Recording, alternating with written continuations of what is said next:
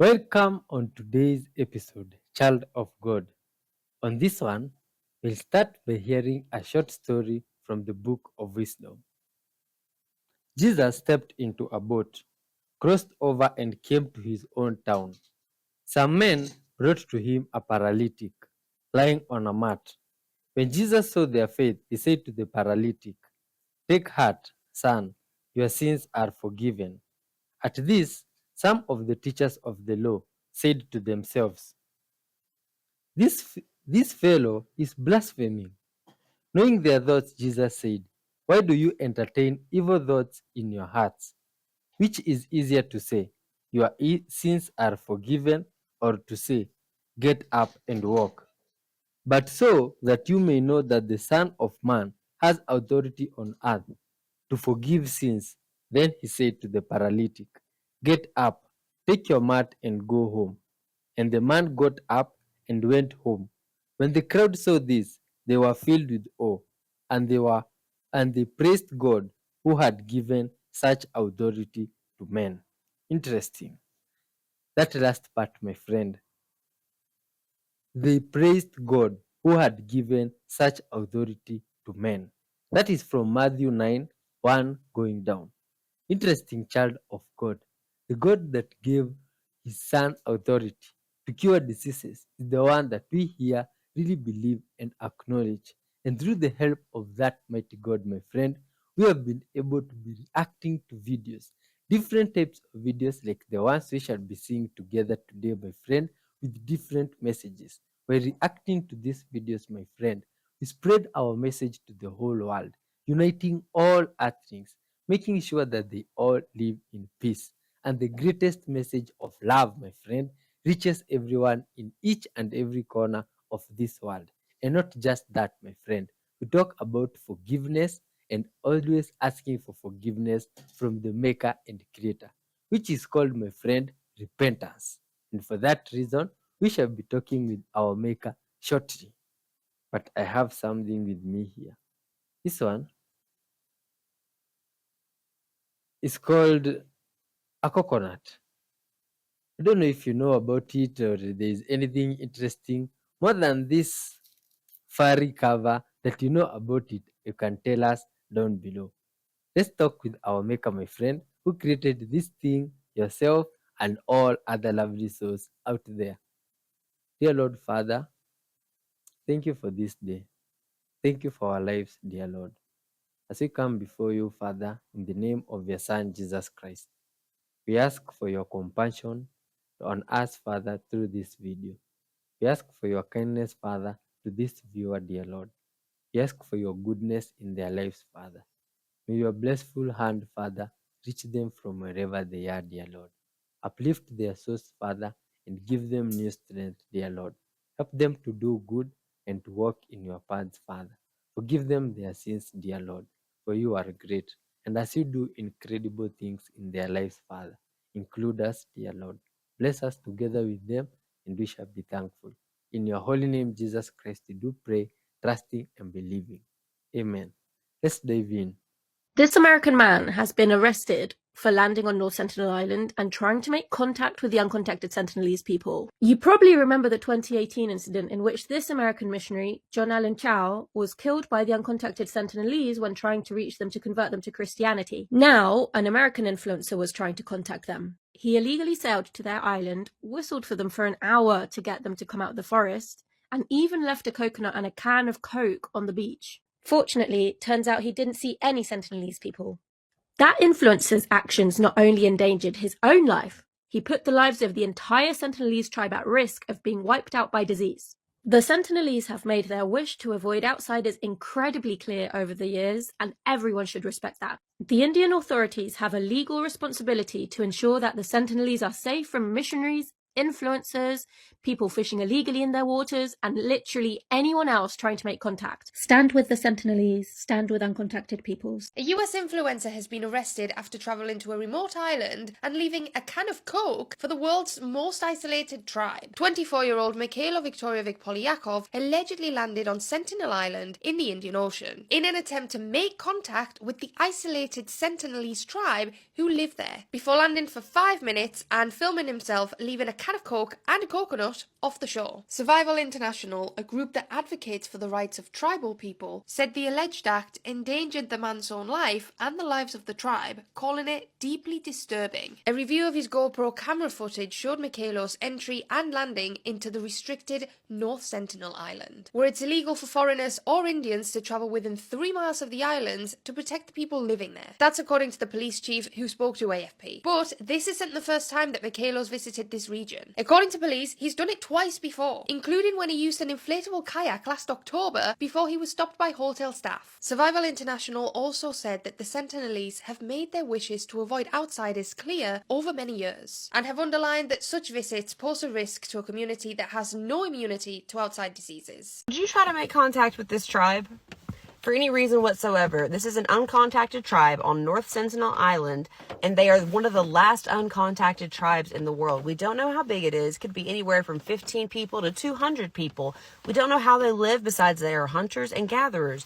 But would you try to make contact with them? Because an American YouTuber just did. They got a boat somehow, and they were running around the island blowing a whistle trying to get these people's attention. When they didn't get their attention, they left a Coke can and a coconut. Now, they're lucky they did not get the tribe's attention. The last time someone got their attention was in 2018, and it was a missionary who thought his sole purpose in life was to preach the gospel to uncontacted tribes. Well, they got his ass within 3 days, and when the India government asked for him back, they said, hell no. They don't fuck with anybody. And for good reason. If they fuck with somebody from the outside world, their entire tribe could be wiped out with disease because they have perfect health. We do know that. And we have more drone images of them. Look. Like you see right here, drones that fly over and try to take pictures, they will quite literally shoot down. Now, when I say uncontacted tribe, I mean they are disconnected from the world in every way, shape, form, or fashion. They are hunter-gatherer style humans. They do not have phones. They do not have TV. They do not have Wi-Fi. They don't have power. They don't have running water, okay? They build their own shelters. They kill their own food. Honestly, it's iconic. But they are protected by the government, so you shouldn't try to fuck with them. Guys, we made it. Look at this. Finally. Let's get to this island, guys. It's been such a journey. I can't wait. Let's go. Only a couple more feet now. Oh. Guys, this is insane.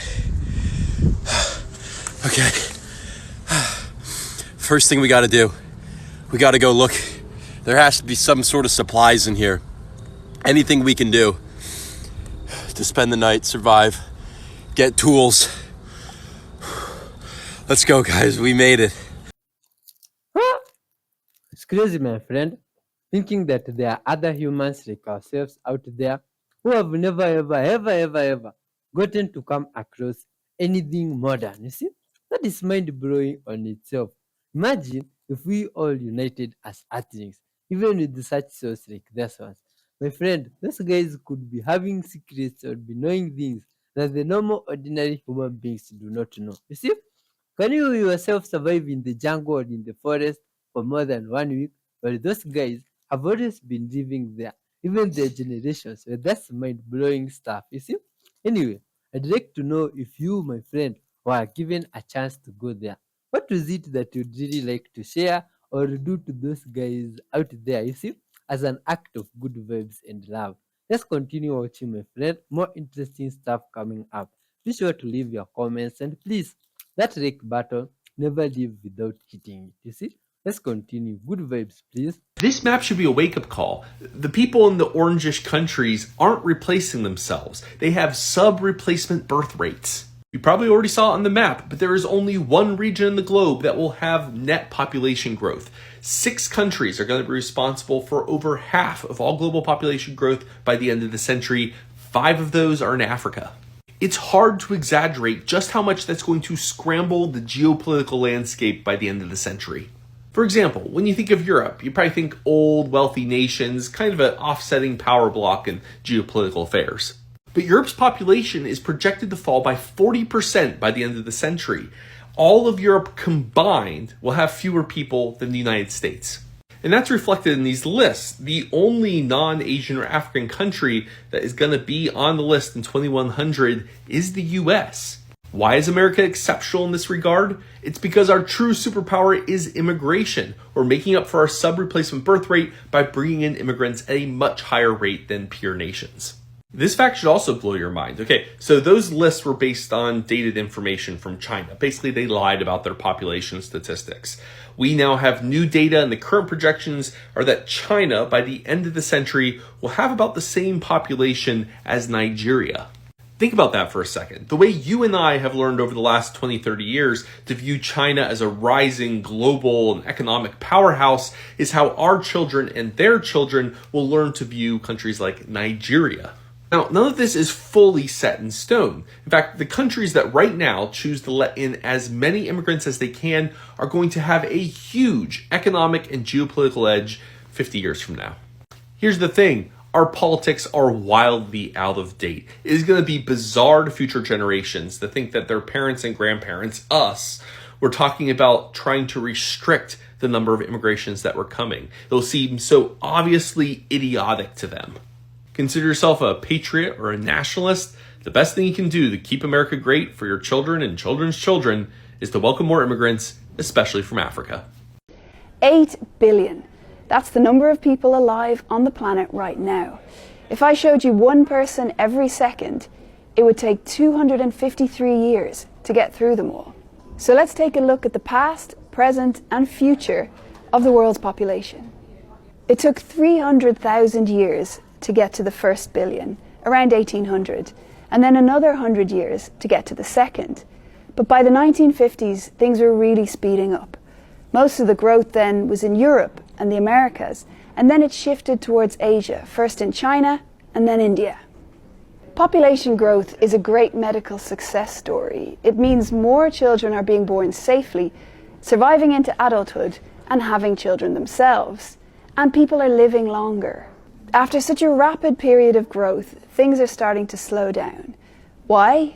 Well, as women get more educated, they tend to have fewer children. In the 1960s, it was 5 on average per woman, and that's halved. Now it's 2.4. For a long time, the average age around the world was pretty similar, but now it's over 40 in Europe, and in Africa, it's just 17. We'll probably hit 9 billion around the late 2030s, but it could take 40 years to hit 10, and that's where the world population is likely to stop growing. But half of the next 2 billion is expected to come from just 8 countries, most of them in Africa. With such different experiences, countries have a lot that they can learn from each other to plan for the future and for the next billion people on Earth. By 2100, the world will have a population of almost 11 billion people. That is 3 billion more people than the planet houses today. Now, to give you a sense of scale, that is the equivalent of adding to the planet a New York City every month for the next 40 years. We are already experiencing severe impacts from climate change. How can the world house another 3 billion people? And how can their housing needs be part of the solution rather than part of the problem? So how do we build urban, carbon-negative housing in a means that's technologically attainable and broadly affordable, and do that today? There is what I call a Goldilocks scale. This hits the sweet spot between the number of people it can house and the amount of roof area we need to provide them and their communities power. It can be built out of simple, local materials like wood or brick, both of which have relatively low embodied energy and can be built by local workers. And the solar panels up above could be supplemented with state-of-the-art battery systems that level out solar supply and user demand. This is not a one-size-fits-all solution. This is a framework. It's a template. I saw these stats and I have the exact same reaction as the rest of the internet. So, divorce rate, India, 1%. Either nobody's allowed to get divorced or people are just loyal. So that's amazing. Then, the standard stuff, America, Canada, the rest of the world hitting around 50%. And then Ukraine, 70%. Russia, 73%. Luxembourg, 79%. Spain, 85%. But then Portugal blows my mind. Portugal, 94%. Why do people get married? How? It's almost 100% chance that you'll get divorced if you get married in Portugal. Yo, if you're Portuguese, let us know. How is this happening? Why? And if your country's on the list, let us know what's happening in the country when it comes to divorce rates. Why don't Italian people have kids? Guys, when the average income is $1,500 a month, and the costs are not directly proportionate to the income, they cost a little bit less than America to live in Italy, unless you're like in the smaller towns. Having a kid is a little hard.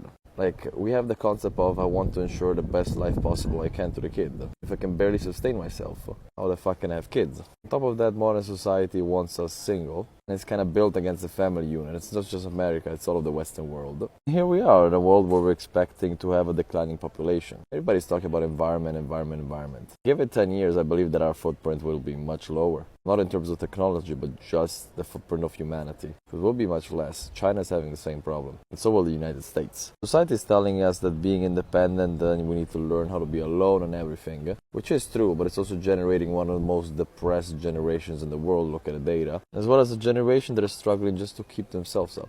If you think that kids are expensive on $250K salaries in America, think about having a kid on a $1,500 a month salaries. It's a different picture, guys. We still have kids, it tends just to happen a little bit later, and not as many as before. Peace out. Interesting stuff. Facts and statistics about the human population. But that dazzles my mind. You see? But good vibes, so I'm surprised that in the world we are only 8 billion people.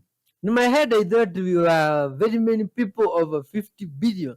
Did you know that? You see? Anyway, imagine it, all those people. There are not many though. 80 billion people in the whole world. They are not as many as I thought. You see? So that reminds me of how easier it is, or it can be, for us to spread our message to every and each one of them, my friend. And the message can help us all of love and unity. You see? And amongst all those individuals, each one of them is uniquely and specially made.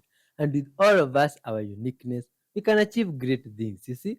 I hope, my friend, you can leave your unique thoughts and beliefs and comments down below, so that we can all get to understand one another in a different and full way. Hit that like button and let's continue watching. 17, I joined the United States Army, and I stayed 24 years. And I retired as a military intelligence officer, if you can put those two words together. First time I ever heard about dowsing, and we didn't call it dowsing then, we called it water witching. And no one would start digging this big well, 8 foot in diameter, just down as deep as the water was, unless somebody said there was water down there. So every community had somebody they called the old water witcher. They called him, and he came out and he found a peach tree, and he cut a forked stick off of it and walked around, and pretty soon this stick pulled down. Dig here and you'll find water. And sure enough, every time that happened, you dug there, you found water. But the first time I ever tried it, he pitched his stick over there when he got finished with it. When he got out of sight, I picked it up, and I just a little guy, walked across here the way and held it the way he did. This stick pulled down. And back in those days, you didn't have a Toys R Us down the road. We didn't even have a road, you know. So if you wanted to be entertained, you found something to entertain yourself. So that sort of kept me, you know, I'd walk from every direction. This stick would pull down. And never thought a heck of a lot about it until I retired from the Army, and I bought 75 acres on a farm there on a hillside there in northwest Arkansas. And it didn't have a well on it. So I just happened to remember that, hey, that used to work. So I walked back and forth across, and one spot this pulled down. Just one spot. And I got the well driller out there, and he drilled down, and he found the most beautiful vein of water, and that was 20 years ago, or over 20 years ago. And now there's 3 families taking water from that one well. So just a beautiful vein of water, and that's what dowsers usually find. We just find, we call it live water, or, you know, it comes from deep in the earth, and it's under pressure, and anyway, that's the kind of well. But what got me interested, being in military intelligence all those years, you know, you get a little piece of the puzzle, and you just try to build a picture around it. Well, I started trying to build a picture around, you know, what the heck is pulling the stick down? I'd hold it just as tight as I could, and that thing would pull down. Well, here come this dowser out, and he was dowsing over here, and he found a vein of water about 12 foot from where this dry hole was. And by some miraculous means, he went to his pickup, and he got a crowbar and a hammer. And where this vein of water was, he drove this crowbar down in this, right over the center of this vein, and he hit this thing with a hammer, and this water turned and the well filled up. I said, oh, come on. I mean, how in the world could this happen? You know, how could that happen? But anyway, I never discarded anything. I just sort of filed it back. But then I'd been practicing map dowsing and all that stuff. The very next journal that came out, somebody wrote a letter and said, hey, you don't have to go out there and drive your crowbar in. All you got to do is get a piece of paper and draw that person's property.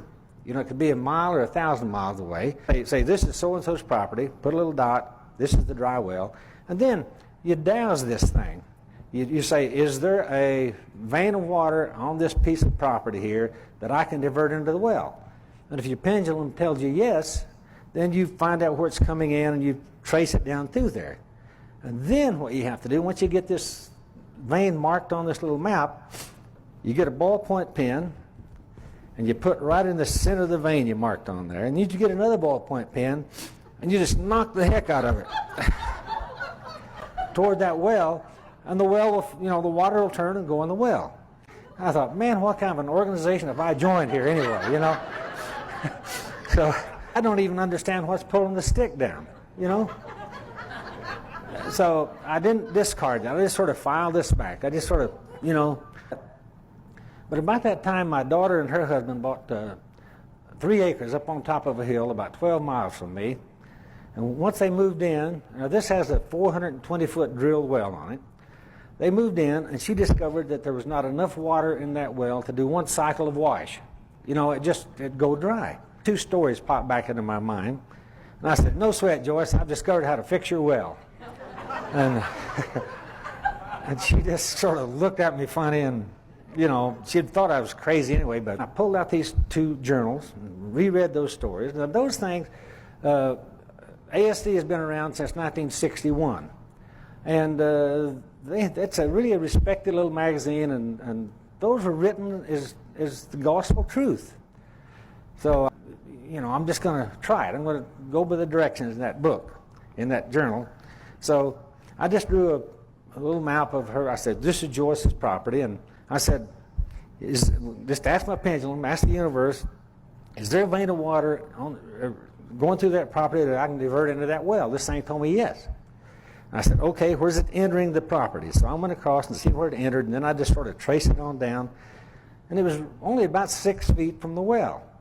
I thought, well, what have I got to lose? I really want my daughter to have water. And, you know, I really, really want her. I love her, and I just, you know, I hate to see her sad and, you know, and discouraged. And so I got my ballpoint, put that on there. I got my ballpoint pen. And I got another. I just knocked the heck out of this thing. Boy, I was just hitting it. And I thought, well, if that's going to work, that ought to do it. And about 20 minutes later, my daughter called. She said, Dad, have you been messing with my well?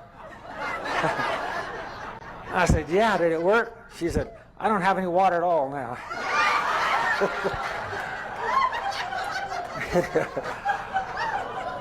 Anyway, I said, well, this was about 8 o'clock that evening. I said, I'll come up tomorrow morning. We'll see if we can figure out what the heck I done. So the next morning, I threw my dowsing rods in the pickup and my crowbar. This time I'm going to do it with a crowbar and a hammer. And I went up there, and I drove in like the well was here and the driveway was here. I thought the vein was between the driveway and the well. I got in my pickup, Walked across there. I didn't find a vein of water anyplace. I kept walking. I found one over here. I thought, maybe I just knocked that thing over there, you know? So anyway, just by process of, I had a little L rod, and I don't have one with me, but I can find out which direction that vein is flowing. And it took me upstream about 12 foot. So this time I got my crowbar and I drove right over the middle of this thing. And this time I said, how many times should I have to hit this bar to make the water go in the well? I didn't want to knock it off that hill. And this told me, I think it said 7 times. So drove that crowbar down there. I got down there, but this time, as I was hitting the crowbar, I had projected my mind down into that vein of water. An underground vein of water is just like an above-the-ground creek. It just meanders around. But I just sort of projected my mind down there, and every time I would hit that bar, it looked like the vein was just going toward the well. And the last time I hit it, the 7th time or whatever it was, it looked like the thing just went into the well. So pretty soon I got my Y rod and I walked across there. Sure enough, it looked like that vein was going right into the well. And still I had, I'm one of the world's greatest skeptics on a lot of this stuff, So I went in and I started turning the kitchen sink on. She said, "Wait a minute." I said, "What?" If you haven't had water, you don't want one drop to go down you haven't used. So she got all these pans, and was filling up all these pans. And so we filled up all the pans. This water just kept on running, and she was absolutely amazed. She'd never had that much water, and I was totally amazed. And I thought, good Lord, did I have something to do with this? She'd never had any water before. Now this well is totally pumping water like crazy. And short time later, that pump went out, and we had to pull the pump, put a new one in. And I thought, well, this is a good time to see how much water is in that well. That water was within 30 foot to the top of that. And so, when you do something and it works, you cannot argue with it. I mean, it was there. The water was not there, yesterday. Today it's there. And so I was totally in awe, and I could have floated off. I didn't have to drive my pickup home. I was just up like that. And so that really did turn me on, and I just, what is this energy? What is this stuff?